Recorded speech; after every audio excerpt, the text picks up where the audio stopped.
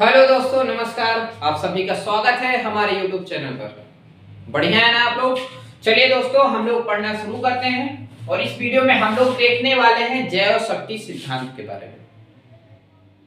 ठीक है, अब हम लोग इस वीडियो में जैव शक्ति सिद्धांत को देख लेते हैं। देखिए, पेपर में इंपॉर्टेंट है बोर्ड के हिसाब से भी, और कई बार पूछा जाता है पेपर में, एग्जाम में आता है। ज्यादातर ऐसा देखा गया कि टिप्पणी लिखने के लिए आता है। ठीक है, तो इसलिए इसको आपको पढ़ना भी जरूरी है। तो चलिए देख लेते हैं। देखो, दिया है जैव शक्ति सिद्धांत को फ्रांस के वैज्ञानिक बर्जीलियस ने दिया था। वैज्ञानिक का नाम क्या है? बर्जीलियस। कहां के थे? फ्रांस के। तो फ्रांस के वैज्ञानिक बर्जीलियस थे जिन्होंने जैव शक्ति सिद्धांत दिया था। अब इसमें था क्या, देख लेते हैं। इस सिद्धांत के अनुसार कार्बनिक यौगिकों के निर्माण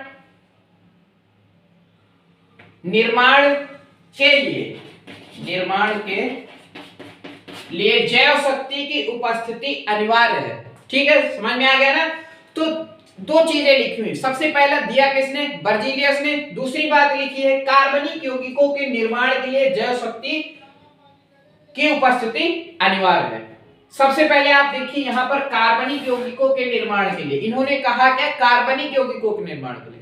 तो सबसे पहले हम क्यों ना कार्बनिक यौगिक को समझ लेते कि आखिर कार्बनिक यौगिक होते क्या है।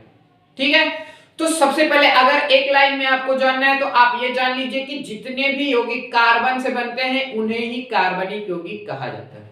ठीक है, मतलब कोई भी यौगिक है अगर उसमें कार्बन पाया जाता है तब हम उसे कार्बनिक यौगिक कहते हैं। लेकिन ध्यान देना है, सभी को नहीं कहा जाता है। इसलिए हमने यहाँ पर एक परिभाषा लिख रखी है कि आखिर कार्बनिक यौगिक कहते किसे। ठीक है, उसे भी समझ लेते हैं। कार्बन के ऑक्साइड का मतलब जैसे कार्बन डाइऑक्साइड, कार्बन मोनोऑक्साइड, समझ में आया ना। तो कार्बन के ऑक्साइड, कार्बोनेट्स तथा हाइड्रोजन कार्बोनेट लवण को छोड़कर कार्बन के सभी यौगिक कार्बनिक यौगिक कहलाते हैं। बढ़िया सीधी सी परिभाषा है कि कार्बन के ऑक्साइड है तब हम उसे कार्बनिक यौगिक नहीं कहेंगे। ध्यान दीजिएगा, अगर आपके पास मान लीजिए हमने लिख दिया CO2 तो क्या ये कार्बनिक यौगिक है? नहीं है, क्योंकि ये क्या है? कार्बन का ऑक्साइड होता है, ऑक्साइड यौगिक है। समझ में आया ना। कार्बोनेट्स, कहीं पर आपने CaCO3 देख लिया, CaCO3 कैल्शियम कार्बोनेट। ठीक है, CaCO3 कैल्शियम कार्बोनेट, ये भी क्या है? कार्बनिक यौगिक नहीं है। ध्यान दीजिएगा, बस इतने ध्यान देना है कि कार्बन का अगर ऑक्साइड यौगिक है या कार्बोनेट यौगिक है या फिर हाइड्रोजन कार्बोनेट यौगिक है तो फिर हम उसे कार्बनिक यौगिक नहीं कहते हैं। तो सीधा सीधा समझ में आ गया ना कि कार्बन के ऑक्साइड, कार्बोनेट, हाइड्रोजन कार्बोनेट लवण को छोड़कर कार्बन के सभी यौगिकों को कार्बनिक यौगिक कहते हैं। समझ में आ गया ना।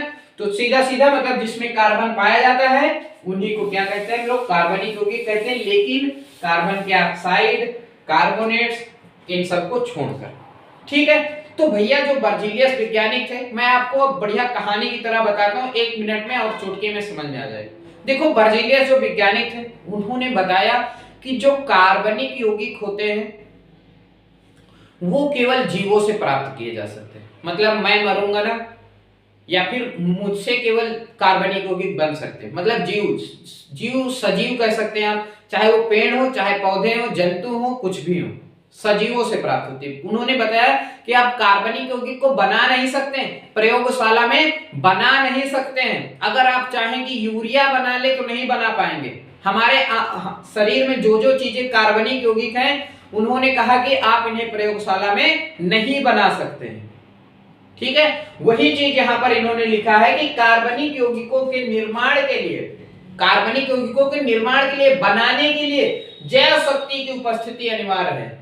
जैव शक्ति क्या होती है? जैव शक्ति का मतलब यहां पर आप सजीव लिख सकते हैं। अगर ये आपको कंफ्यूज कर रहा हो तो आप यहां पर सजीव लिख सकते हैं कि सजीव की उपस्थिति अनिवार्य है। ठीक है, सजीव, या फिर आप यहां पर जीव लिख सकते हैं, सजीव छोड़कर जीव लिख सकते हैं। ठीक है, तो जीवों की उपस्थिति अनिवार्य, मतलब जब तक जीव रहेंगे ना, सजीव रहेंगे, उन्हीं से हम कार्बनिक यौगिक प्राप्त कर सकते हैं, प्रयोगशाला में नहीं बना सकते। तो भैया यही है बर्जीलियस का जैव शक्ति सिद्धांत कि उन्होंने बताया कि कार्बनिक यौगिकों को हम प्रयोगशाला में नहीं बना सकते हैं, उन्हें केवल टू केवल किससे प्राप्त कर सकते हैं हम लोग, जैव शक्ति से प्राप्त कर सकते हैं, जीवों से प्राप्त कर सकते हैं।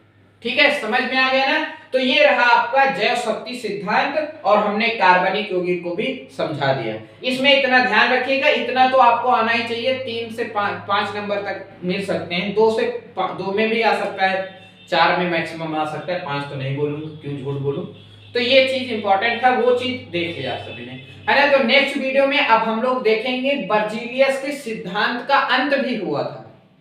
ठीक है, बर्जीलियस का नहीं अंत हुआ था, बर्जीलियस के सिद्धांत का अंत हुआ था, वो कब और किसने किया था, वो चीज हम लोग अब नेक्स्ट वीडियो में पढ़ेंगे। थैंक यू दोस्तों देखने के लिए।